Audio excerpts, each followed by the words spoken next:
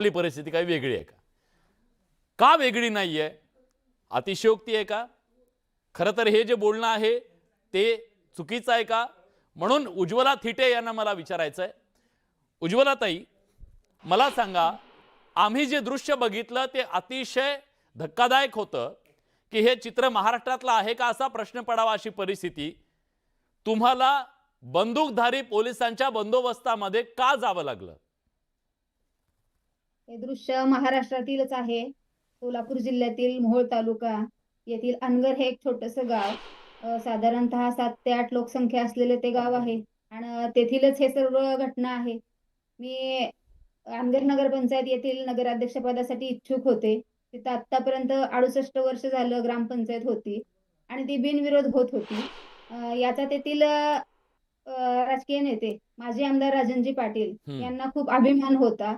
ते म्हणतात फक्त बिनविरोध होत होती आणि होत आहे. पण मी स्वतः तिथली 23 वर्षाची रहिवासी आहे. त्यांनी कधी आमची मतं कधीही विचारात घेतलेलीच नाहीयेत. हा. कधी आम्हाला विचारलेलं नाही की ग्रामपंचायतचं सदस्य तुम्हाला व्हायचं का? तुम्हाला कुणाला मान पाहिजे का? ते त्यांची मनमानी कारभार करत म्हणेल तेच उमेदवार आमच्यावर लादत होते आणि कधी त्यामुळे ते इलेक्शन होऊच दिलेलं नाहीये. कधी आमची मतं विचारात घेतलेलीच नाहीत आणि सांगतात 68 वर्ष झालं ग्रामपंचायत बिनविरोध आहे. मी ही त्यांची प्रथम आता लोकप्रियता आहे की दहशत आहे? काय नेमकं महाराष्ट्राला कळू द्या. म्हणजे लोक एवढे, त्यांची लोकप्रियता एवढी आहे की नको बाबा तुम्ही म्हणाल ते तुमच्या विरोधात कोण, काय नेमकं काय सांगा महाराष्ट्राला. लोकप्रियता नाही ती ती त्यांची दबाव आणि दहशत आहे. गावामध्ये प्रत्येक पतसंस्था त्यांच्याच आहेत. डीसीसी बँकामध्ये आधिपत्य त्यांच्या खालीच आहेत त्या. हा. शुगर फॅक्टरी, साखर कारखाने त्यांचेच आहेत. शिक्षण संस्था त्यांचीच आहे. गावामध्ये सर्व काय कुठलेही प्रोजेक्ट असतील तर ते त्यांच्याच स्वतःच्या मालकीचे असल्यामुळे सर्व लोकांना त्यांनी एक एक एक व्यक्तींना घरातील कामाला लावलेलं आहे. मग कामाला लावलं ह्या भीतीपोटी प्रत्येक कुटुंब त्यांच्या ह्याच्यामध्येच काम करणार ना. त्यांच्या बरोबर. आधिपत्याखालीच काम मी करतो. स्टुडिओत माझ्या सहकार्याने विनंती करतो की ते व्हिज्युअल चालवा जे तुम्ही पोलीस संरक्षणामध्ये अर्ज भरायला गेलेले होतात. हे जे दृश्य आहे, हे दृश्य ते काय म्हणतात त्याला, एखाद्या दहशतीचं बोलकं चित्र आहे. ही एवढी कसली दहशत आहे? काय दहशत होती? काय एवढे बंदूकधारी पोलीस तुम्हाला सोबत घेऊन जावं लागलं? त्यांनी मला फॉर्म भरण्यासाठीच प्रतिकार करत होते. गेली 1 वर्ष झालं त्यांनी माझ्या मतदार यादीतून 2 ते 3 वेळेला नाव वजा कमी करण्याचा प्रयत्न केला. एकदा वगळलंही. कुठलीही नोटीस न देता एकदा वगळलंही. मी ती परत 2 वेळेला मतदार यादीत नाव नोंदणी केली हा. आणि परत आता ज्या दिवशी आरक्षण सुटलं, त्या दिवशी मी फक्त एक Facebookला पोस्ट केली होती, की मी अशी-अशी लढण्यासाठी इच्छुक आहे. मग ते तेव्हापासून त्यांना माहिती की हिला काहीही करून फॉर्म भरायला येऊ द्यायचं नाही, गावात येऊ द्यायचं नाही.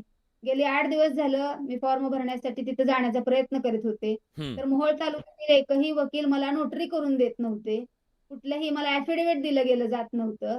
मग तो पहिल्यांदा प्रश्न आला आणि ज्या वकिलांकडे मी ॲफिडेव्हिट करण्यासाठी गेले, तर तिथे मोहोळमध्ये मला पाठलाग करण्यामध्ये आला.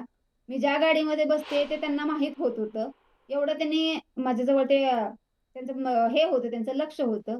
परत मी डी-वाय-एस-पी सर आणि ॲडिशनल सर आणि एस-पी सर यांना प्रोटेक्शन मागत होते. मी ईमेल करत होते. मी अर्ज केला होता. हा. समक्ष देखील भेटून आलेले होते. हां, देऊ म्हणायचे. तुम्ही जावा पुढं म्हणले. एस-पी सरांनी पाठवलं म्हणून मी एक दिवशी गेले. तर माझ्या गाडीचा नंबरही त्यांना लीक झाला तिथून आणि प्रोटेक्शन मिळालंच नाही मला.